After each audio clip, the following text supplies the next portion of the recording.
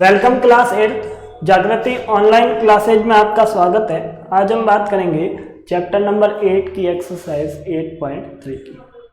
अब एक्सरसाइज 8.3 का टॉपिक है, वो टॉपिक है कंपाउंड इंटरेस्ट, चक्रवृद्धि ब्याज। अब चक्रवृद्धि ब्याज कैसे ज्ञात करते हैं, उससे पहले आपको किन किन चीजों का नॉलेज होना चाहिए उनकी बात कर लेते हैं।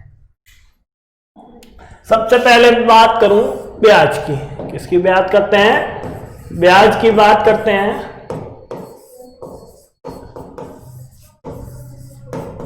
इंटरेस्ट की बात करते हैं। इंटरेस्ट का मतलब पसंद होना। इंटरेस्ट का मतलब पसंद आना होता है। इंग्लिश का हिंदी अर्थ बताऊं तो अब पसंद कैसे, हमने रुपए दिए 100, मैंने आपको रुपए दिए, एक साल के लिए क्या दिए, 100 रुपए दिए, और आप मेरे को एक साल बाद क्या देते हो, 110 रुपए देते हो। क्या देते हो? एक साल बाद मेरे को क्या दिए, 110 रुपए दिए। मैंने आपको एक साल के लिए 100 रुपए दिए, उसके बदले में आपने मेरे को क्या दिए, 110 रुपए दिए। जो इन दोनों के बीच का डिफरेंस है, जो इन दोनों के बीच का अंतर है, वही अपना क्या है, इंटरेस्ट। वो क्या है, इंटरेस्ट है मेरा। वो मेरा इंटरेस्ट है कि 100 देके 110 ले लिया, ये बात मुझे पसंद आई, और उसे ही हम क्या बोलते हैं, ब्याज बोलते हैं, इंटरेस्ट बोलते हैं।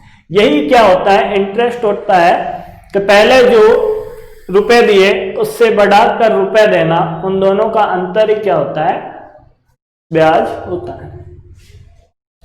अब पैसा किसने बढ़ाया, इस एक साल ने बढ़ाया। इस समय ने मेरे पैसे को क्या कर दिया, 100 से बढ़ाकर 110 कर दिया। तो बात करूं कि इस ब्याज के लिए किन किन बातों की आवश्यकता होगी। जो रुपए हम देते हैं, जो रुपए मैंने आज आपको दिए हैं, वो रुपए कहलाता है मूलधन। मूलधन, उन रुपयों को क्या कहते हैं, मूलधन कहते हैं, प्रिंसिपल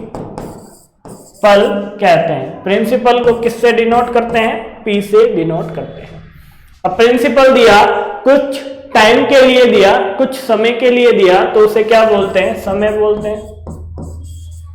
समय बोलते हैं, टाइम बोलते हैं, और टाइम को हम एन से डिनोट करेंगे। अब बात करता हूं कि मेरे को जो ब्याज मिला के रुपए मिलते हैं, उसे हम क्या बोलते हैं, मिश्र धन बोलते हैं। अब ब्याज कैसे काउंट होता है, ब्याज काउंट होता है, एक साल के लिए मैंने 2% पे आपको रुपए दिए, तो परसेंटेज, उसकी रेट हम क्या करते हैं, निर्धारित करते हैं कि एक साल के लिए मैं आपको 8% वार्षिक दर से रुपए दूंगा। तो 8% वार्षिक दर से रुपए देने का मतलब है, हमने क्या किया, कुछ परसेंटेज मूलधन का कुछ परसेंट के रूप में हमने क्या लिया, ब्याज लिया। उसे क्या बोलते हैं, ब्याज की दर, रेट ऑफ इंटरेस्ट, आर। इसको किससे डिनोट करते हैं, आर से। अब बात करूं फाइनल टर्म की, मिश्र धन की। मिश्र धन क्या होता है, मिश्र धन। मिश्र धन क्या होता है, मिश्र धन होता है मूलधन प्लस ब्याज। मूलधन प्लस ब्याज क्या होता है, मिश्र धन होता है, और उसे हम लिखते हैं अमाउंट से, अमाउंट से। और इसे हम सूत्र में किससे मेंशन करते हैं, ए से मेंशन करते हैं। ब्याज को हम किससे मेंशन करते हैं, ब्याज होते हैं दो तरीके के। पहले बात कर लेता हूं, जो अब तक आपने सीखा है, सरल ब्याज। पहले सबसे पहले किसकी बात करते हैं, सरल ब्याज की, इंटरेस्ट की। ब्याज दो प्रकार के होते हैं। पहला होता है सरल ब्याज। सरल ब्याज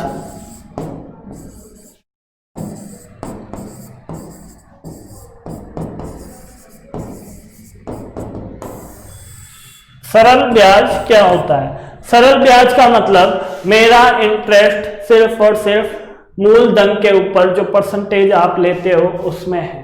कहने का मतलब मूलधन के ऊपर लिया गया ब्याज वो क्या कहलाता है? सिंपल इंटरेस्ट, सरल ब्याज कहलाता है। कैसे? ये जो बात बोली वो कैसे है उसकी बात करता हूं। मैं आपको बोलता हूं कि मैंने आपको 2% के ऊपर 1000 रुपए दिए 2 साल के लिए। क्या किया मैंने? आप ध्यान से देखना, 1000 रुपए मैंने आपको दी, प्रिंसिपल अमाउंट, मूलधन दिया। ये लो सर, आपको दे दिया, सर ने दिया स्टूडेंट को, ठीक है। अब किसके ऊपर दिया? 2% दर। ये दर क्या है? वार्षिक है, ईयरली है। क्या है? ईयरली है। और मैंने आपको 2 साल के लिए क्या दिया? ब्याज पे 1000 रुपए दिए। अब मैं बात करता हूं कि आप मुझे कितने रुपए वापस दोगे। मैं क्या करता हूं, 1 साल के लिए भी 1000 रुपए के ऊपर ब्याज लेता हूं और उससे अगले साल के लिए भी 1000 रुपए के ऊपर ब्याज लेता हूं। तो टोटल ब्याज कितना होगा? इंटरेस्ट की बात कर लेते हैं। सिंपल इंटरेस्ट का सूत्र क्या होता है? प्रिंसिपल गुणा समय, समय गुणा दर बटा 100। क्या होता है? दर बटा 100।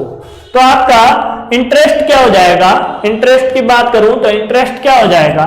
इंटरेस्ट हो जाएगा 1000 गुणा समय 2 और दर भी 2, तो ये हो जाएगा 400 रुपए। क्या हो गया? इसका ब्याज हो गया। सॉरी, 40 रुपए इसका क्या हो गया? ब्याज हो गया। कि 1000 के ऊपर मैंने कितने रुपए कमा लिए? 40 रुपए का प्रॉफिट, 40 रुपए। अब बात करता हूं टोटल अमाउंट की। ए की बात करता हूं। ए क्या होता है? P plus interest. चाहे सिंपल इंटरेस्ट हो, चाहे क्या हो? कंपाउंड इंटरेस्ट हो। हम बात करते हैं अमाउंट की, मिश्र धन की। मिश्र धन बराबर क्या होता है? मूलधन प्लस ब्याज। मिश्र धन का ये सूत्र होता है, चाहे ब्याज कोई सा भी हो, मिश्र धन का सूत्र चेंज नहीं होगा। आई बात समझ में? तो इससे मैं क्या करता हूं? ब्याज का सूत्र निकालता हूं। ब्याज का सूत्र क्या हो जाएगा? ब्याज चाहे ऐसा ही हो, सिंपल इंटरेस्ट हो, चाहे कंपाउंड इंटरेस्ट हो, हम निकालेंगे मिश्र धन माइनस मूल धन। मतलब अमाउंट माइनस प्रिंसिपल करूं तो आपके क्या निकल के आएगा? ब्याज निकल के आएगा। सरल ब्याज की बात कर ली थी। जो दर होती है एक बार ही हम क्या रखते हैं? सूत्र में रखते हैं। और समय को भी क्या करते हैं? एक बार ही सूत्र में रखते हैं। कहने का मतलब जो भी ब्याज मैं आपसे लूंगा वो मूलधन के ऊपर लूंगा। अब बात करते हैं चक्रवृद्धि ब्याज की। बात की मैंने सेकंड टॉपिक आपका चक्रवृद्धि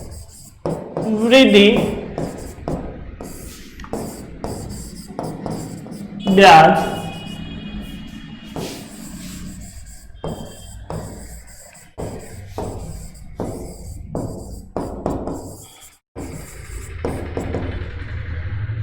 कंपाउंड इंटरेस्ट। अब चक्रवृद्धि ब्याज क्या होता है? सर ब्याज तो पता चल गया कि मेरे से आप रुपए लेते हो, मैं आपसे रुपए उधार लेता हूं, तो आप कुछ राशि उन रुपयों को मुझे कुछ समय के लिए देने के लिए लेते हो, उसे हम बोलते हैं ब्याज। अब ब्याज के बाद बात करूं कि ब्याज के ऊपर ब्याज की, इसकी बात कर लेते हैं।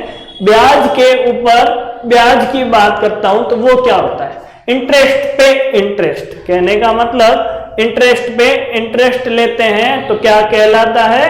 ब्याज कहलाता है। सॉरी, चक्रवृद्धि ब्याज कहलाता है। कैसे? ये आपका प्रिंसिपल है, ये आपका प्रिंसिपल है और आपने अमाउंट दिया मेरे को,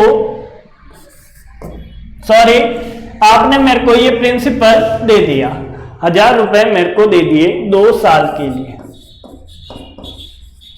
2 साल के लिए दिए। और क्या बोला? 2% में सर आपसे क्या लूंगा? उसकी ब्याज की दर लूंगा, इंटरेस्ट और रेट ऑफ इंटरेस्ट लूंगा। तो ये क्या हो गया, 2% ब्याज के ऊपर में से आपने मेरे को 1000 रुपए दिए। अब आप बोलते हो कि मैं आपसे क्या वसूलूंगा, चक्र वृद्धि ब्याज वसूलूंगा। अब चक्रवृद्धि ब्याज कैसे वसूलोगे, ध्यान से समझना। आप क्या करोगे, मेरे को जो रुपए दोगे उसका 1 साल का ब्याज कैलकुलेट कर लोगे। 1 साल का ब्याज कैलकुलेट करने का मतलब 1 साल के लिए आपने में से जो अमाउंट बनेगा वो आप कैलकुलेट करोगे। 1 साल बाद मेरा मिश्र धन क्या बनेगा, तो बनेगा 1000 का, 1 वर्ष के लिए 2%, यही बनेगा। तो इंटरेस्ट क्या हो गया, इंटरेस्ट की बात कर लूं तो इंटरेस्ट हो गया आपके 1000 गुणा 1 गुणा 2/100। ये लो सर 20 रुपए आपका क्या हो गया, इंटरेस्ट हो गया। अब बात कर लेते हैं 20 रुपए इंटरेस्ट बना तो अमाउंट कितना है, अमाउंट है आपका 1000 प्लस 20 बराबर क्या हो गया, 1000 प्लस 20 बराबर क्या हो गया, 1020 रुपए क्या हो गया, 1 साल बाद इंटरेस्ट मिला के मेरे को आपको देने हैं। ठीक है सर, आगे मैं बात करता हूं अगले साल की। किसकी बात करता हूं, अगले साल की। अगले साल जो आपका अभी 1020 रुपए है वो क्या हो गया, प्रिंसिपल हो गया। अब जो भी ब्याज की गणना होगी वो इस 1020 के ऊपर होगी। जो भी नया ब्याज बनेगा, जो भी नया मूलधन है वो क्या है, 1020 रुपए। अब ये 1020 रुपए आपने अगले 1 साल के लिए मुझे क्या दिए, ब्याज पे दिए, वो भी 2% दर पे। तो इंटरेस्ट क्या हो गया, इंटरेस्ट हो गया आपका 1020 गुणा 1 साल के लिए, और दर क्या लिया आपने, 2%। तो आंसर आएगा 2040/100। आंसर आया 20.40। क्या आया, 20.40। अब 2 साल बाद, 1 साल बाद तो 20 रुपए जुड़े, और उससे अगले साल क्या जुड़ेगा, इंटरेस्ट 20.40 रुपए आपके क्या जुड़ेगा, इंटरेस्ट जुड़ेगा। तो फाइनल अमाउंट 2 साल बाद मिश्र धन कितना हो जाएगा, after 2 year, amount after 2 year कितना हो जाएगा, 1 साल बाद का अमाउंट है 1020 प्लस उसका इंटरेस्ट 40। तो कितने रुपए हो गए, ये हो गया आपके 1020.40 रुपए। ये क्या हो गया, सिंपल इंटरेस्ट। अब बात कर लेते हैं इन दोनों को कंपेयर करने की। अब बात कर लेता हूं इन दोनों को कंपेयर करने की। तो कंपेयर किया एसआई को सीआई से। किससे कंपेयर किया, एसआई को सीआई से कंपेयर करता हूं। सरल ब्याज को चक्रवर्ती ब्याज से क्या करता हूं, कंपेयर करता हूं। प्रिंसिपल क्या है, प्रिंसिपल इसके लिए भी 1000 रुपए है और इसके लिए भी क्या है, 1000 रुपए है। रेट की बात करता हूं तो रेट इसके लिए भी 2% है और इसके लिए भी 2% है। ठीक है, अब बात कर लेते हैं टाइम की, एन की। तो इसके लिए भी 2 वर्ष है, 2 इयर्स, और इसके लिए भी क्या है, 2 इयर्स है। ठीक है, अब बात करूं अमाउंट की। किसकी बात कर लेते हैं कि 2 साल बाद कितने रुपए वापस देने पड़ेंगे, अमाउंट की बात करते हैं। तो ये देता है 1040 और ये देता है 1040.40 रुपए। अब बात कर लेते हैं दोनों के लिए इंटरेस्ट की।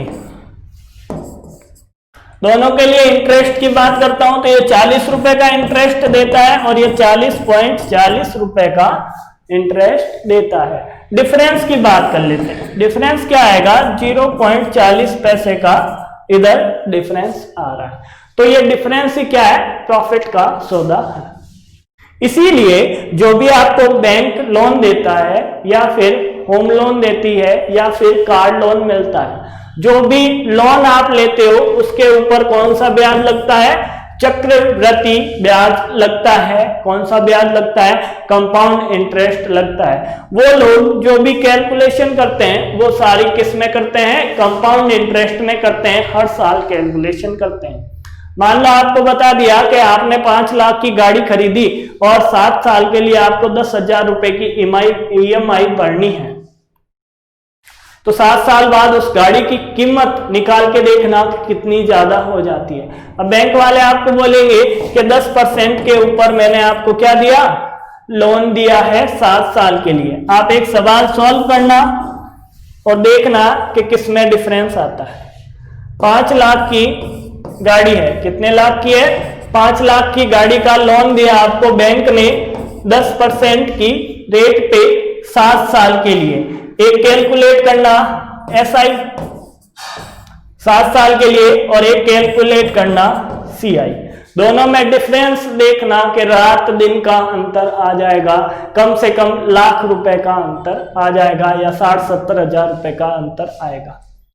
ठीक है, तो इतने साल बाद उसे कितना अमाउंट लौटाना पड़ेगा, ये तो आपकी अमाउंट होगी, मिश्रधन होगा जो आप बैंक वालों को चुकाएंगे, और SI के द्वारा जो अमाउंट है उन दोनों का आप क्या निकालोगे, डिफरेंस निकालना कि कितना अंतर आ जाता है SI और CI में। आप बोलोगे कि सर 40 पैसे का ही तो अंतर है, यहाँ पे दर भी तो 2% है, समय भी तो 2 वर्ष है। यहाँ पे यदि दर 10% कर दूं और समय 7 साल कर दूं तो अंतर काफी बढ़ जाएगा। आप देखना अंतर कितना आता है। आगे बात करते हैं चक्रवर्ती ब्याज को कैसे हल करें, उसका सूत्र क्या होता है। तो चक्रवर्ती ब्याज के सूत्र की बात करता हूं, चक्रवृद्धि ब्याज, कंपाउंड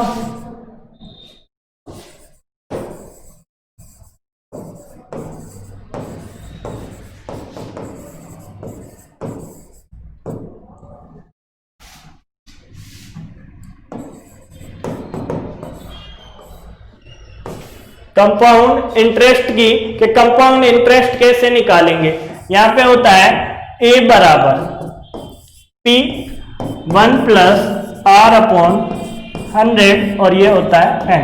इस सूत्र के द्वारा आपके निकल के आएगा अमाउंट, क्या निकलेगा, अमाउंट, मिश्र धन। अब इस मिश्र धन के ऊपर आप ब्याज कैसे निकालोगे, इंटरेस्ट कैसे निकालोगे, तो इंटरेस्ट निकालने के लिए A - P करना पड़ेगा, तो आपके क्या आएगा, इंटरेस्ट निकल के आएगा। इससे आप क्या निकालोगे, चक्रवर्ती ब्याज के लिए आप क्या निकालोगे, पहले अमाउंट निकालोगे और उसके बाद क्या निकालोगे, इंटरेस्ट निकालोगे। मैंने आपको पूछ लिया कि 2 साल बाद का चक्रवर्ती ब्याज कितना होगा, CI कितना होगा, तो आप CI कैसे बताओगे, पहले उसका अमाउंट काउंट करोगे और उसके बाद क्या निकालोगे, उसको मूलधन प्रिंसिपल में से क्या कर लोगे, माइनस कर लोगे। अब यहां पे बात करता हूं कि A क्या है, वेयर यहां A क्या है, A है आपके मिश्रधन, क्या है, मिश्रधन। A क्या है आपका, मिश्रधन या अमाउंट। P की बात करो, P है आपका मूलधन, मूलधन प्रिंसिपल।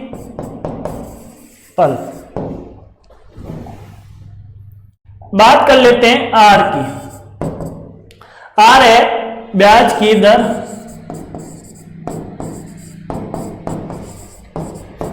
रेट ऑफ इंटरेस्ट, क्या है, ब्याज की दर है। अब R के बाद क्या आया आपके, N, समय, अवधि, क्या है, टाइम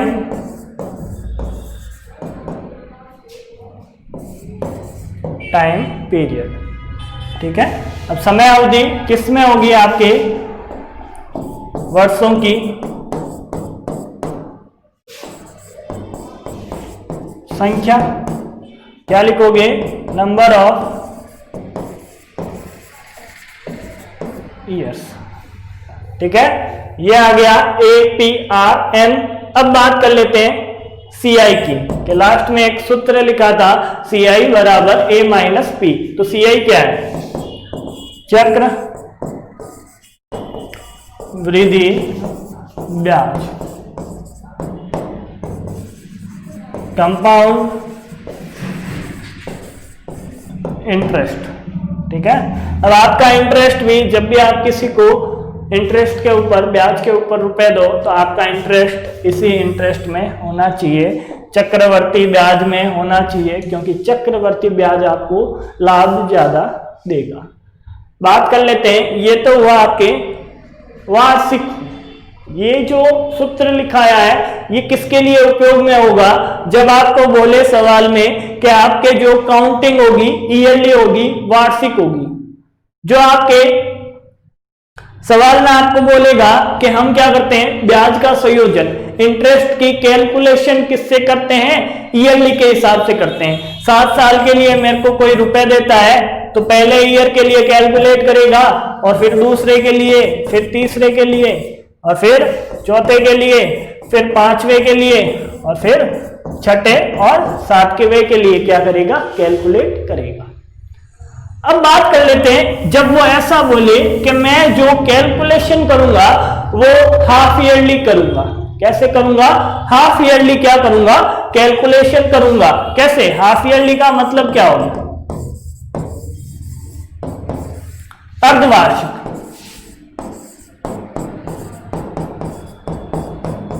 तो सर अर्धवार्षिक कैसे होता है वो भी बता दो। इसके लिए फॉर्मूला होता है ये, पहले मैं बात कर लेता हूं फॉर्मूले की। तो फॉर्मूला अमाउंट का तो अमाउंट रहेगा और प्रिंसिपल का प्रिंसिपल रहेगा। 1 प्लस आर का आर, और ये 100, और एन की वैल्यू N1। ध्यान से देखना कि क्या लिख रहा हूं। CI का वही सूत्र रहेगा, CI बराबर A माइनस P। अब क्या होगा? अब ये अमाउंट का तो अमाउंट, मिश्रधन का मिश्रधन, P का P, मूलधन का मूलधन। R की बात करते हैं। R जो आपके वार्षिक दर आपको गिवन होगी, वार्षिक दर जो आपको देगा उसका आधा। कहने का मतलब R बराबर क्या है आपकी? Rate of yearly, rate of interest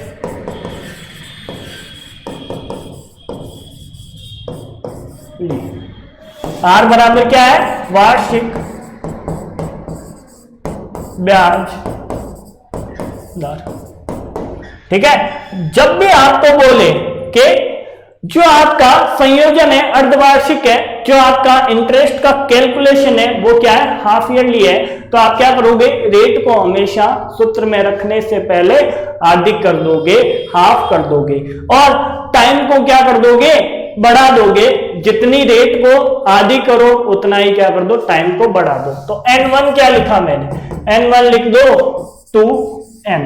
तो N बराबर क्या हो जाएगा? समय, वार्षिक। N बराबर क्या हो जाएगा? वर्षों की संख्या, नंबर ऑफ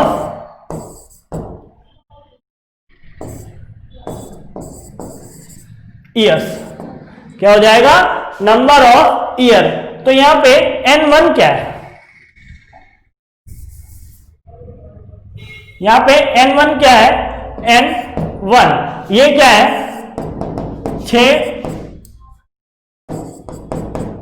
माहियों की संख्या। 6 माहियों की संख्या मतलब नंबर ऑफ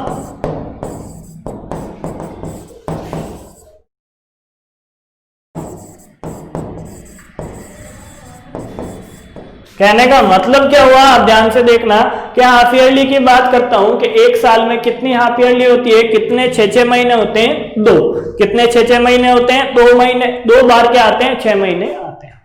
एक साल में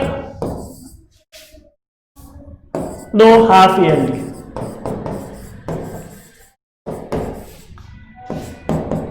1.5 साल में 3 हाफ ईयरली,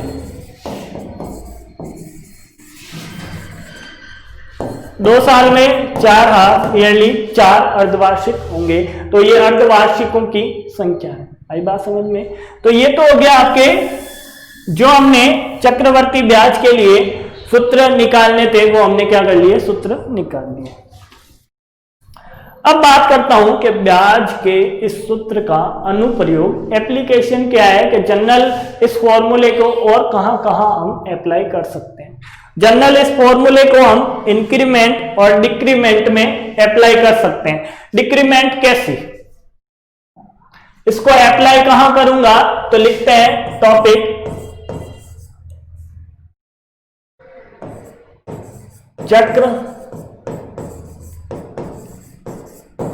वृद्धि ब्याज के सूत्र के अनुप्रयोग। Application of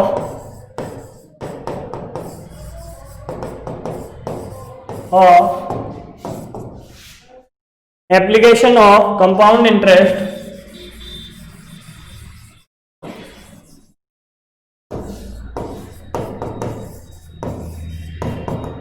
formula. क्या लिखेंगे, application of compound interest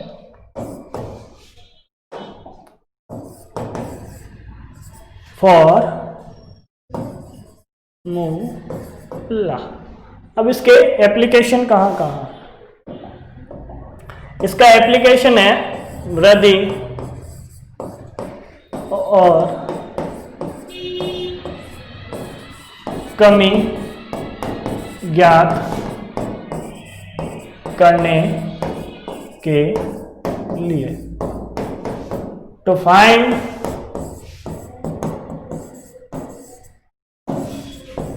increment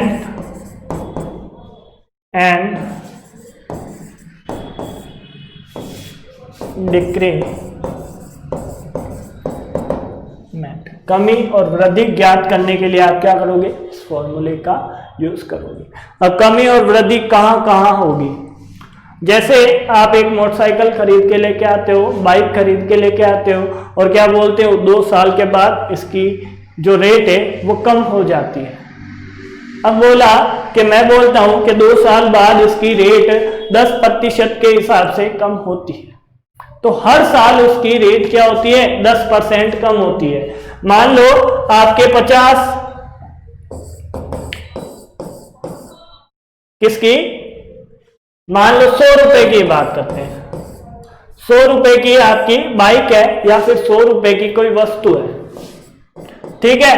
10% के हिसाब से क्या होती है, हर साल उसमें कमी आती है। तो 1 साल बाद उसकी रेट क्या होगी, 1 साल बाद उसकी रेट हो जाएगी, 10% की कमी करूं तो कितना होता है, 10% का मतलब 10 रुपए, 100 का 10% 10 रुपए, तो उसकी रेट हो जाती है 90 रुपए। 1 साल बाद उस वस्तु का मूल्य होगा 90 रुपए। अब बात करूं अगले साल के लिए, अगले साल क्या होगा, दूसरे वर्ष क्या होगा, कमी तो वही होगी 10% की, कमी किसकी होगी, 10% की होगी, और 10% 90 का कितना होता है, 9 रुपए। 90 का 9 रुपए मतलब 81 रुपए क्या हो जाएगा, उसका अगला मूल्य हो जाएगा। 100 रुपए की वस्तु 10% कमी पर 2 वर्ष बाद 81 रुपए की हो जाएगी। उसको कैलकुलेट करने के लिए आप किसका उपयोग कर सकते हो, चक्रवर्ती ब्याज का उपयोग कर सकते हो। ये तो क्या है, 100 रुपए, इसीलिए हमने इस तरीके से आसानी से इसका क्या कर लिया, आंसर निकाल लिया। मान लो यहां पे मैं बोल दूं 181 रुपए है, तो कैसे निकालोगे? डायरेक्ट निकालना है, यहां से यहां तक निकालना है, तो आप किस फॉर्मूले का यूज कर सकते हो जो मैंने आपको बताया था कंपाउंड इंटरेस्ट का। कैसे? वृद्धि के लिए बात करता हूं, वृद्धि के लिए, वृद्धि के लिए फॉर इंक्रीमेंट, इंक्रीमेंट की बात करूं तो आपके जो साल के अंत में 2 साल बाद या 5 साल बाद जो आपके मूल्य आपको मिलेगा वृद्धि के बाद, उसको किससे लिखते हैं? ए से। जो आज का मूल्य है, अभी का जो मूल्य है, उसको किससे लिखते हैं? पी से। 1 प्लस जो दर है, कमी या वृद्धि की जो दर है, उसे आर से लिखते हैं, और समय की अवधि क्या होती है? एन। अब यहां पे जो हमने बातें लिखी वो क्या है? ए बराबर क्या है? वृद्धि के बाद का मूल्य या मान, वृद्धि के बाद का मूल्य या मान क्या लिखेंगे? Amount and value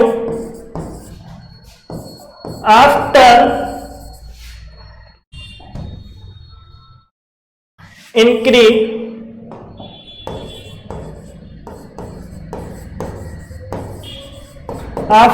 increment. आगे बात समझ में, P क्या हो जाएगा? वृद्धि से पहले या वृद्धि से पूर्व का मूल्य या मान, अमाउंट एंड और वैल्यू बिफोर इंक्रीमेंट। क्या लिखेंगे? Value before increment. अब क्या क्या यूज में है? अब तो एक तो रेट यूज में आई है आर, तो ये क्या हो जाएगी? वृद्धि की दर। क्या हो जाएगा? Rate of interest. ठीक है, और एन आता है, और कौन आता है आपके पास? एन आता है। तो ये क्या होती है? समय या समया अवधि, टाइम पीरियड। क्या होता है? ये क्या होता है? आपके टाइम पीरियड के इंक्रीमेंट के लिए कितना समय आपको दिया गया है, टाइम पीरियड क्या है। आगे बात कर लेते हैं कमी की, कि कमी कब होती है। कमी के लिए कौन सा फॉर्मूला यूज में लूंगा? तो कमी के लिए जो फॉर्मूला यूज में लूंगा उसकी बात कर लेते हैं इसी फॉर्मूले पे, जहां पे आपने प्लस लिखा है। जहां पे आपने प्लस लिखा है वहां पे आपको क्या लिखना है? माइनस लिखना है, और आपके ये क्या हो जाएगा? कमी का सूत्र।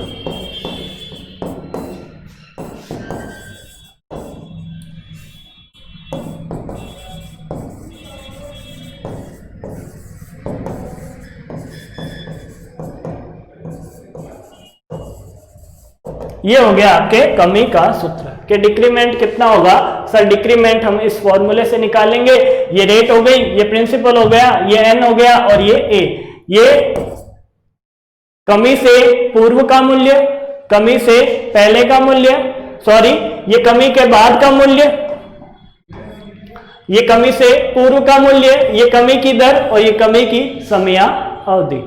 ठीक है, after decrement, before decrement, rate of decrement, और ये क्या है? Time period. तो जो आपके टर्मिनोलॉजी है, जहां पे वृद्धि है वहां पे क्या हो जाएगा? कमी हो जाएगा। फर्क इतना ही है, यदि आपके वृद्धि होती है तो प्लस करना है, और कमी होती है तो माइनस करना है। आगे बात कर लेते हैं क्वेश्चन की, कि क्वेश्चन नंबर फर्स्ट क्या है। क्वेश्चन नंबर फर्स्ट है आपका, निम्नलिखित के कुल राशियों एवं चक्रवर्ती ब्याजों को ज्ञात कीजिए। क्या है आपका कि इनके हमें क्या करने हैं, चक्रवर्ती ब्याज और कुल राशि ज्ञात करनी है। तो ये क्वेश्चन हम नेक्स्ट क्लास में करेंगे। आज के लिए बस इतना ही। Thank you.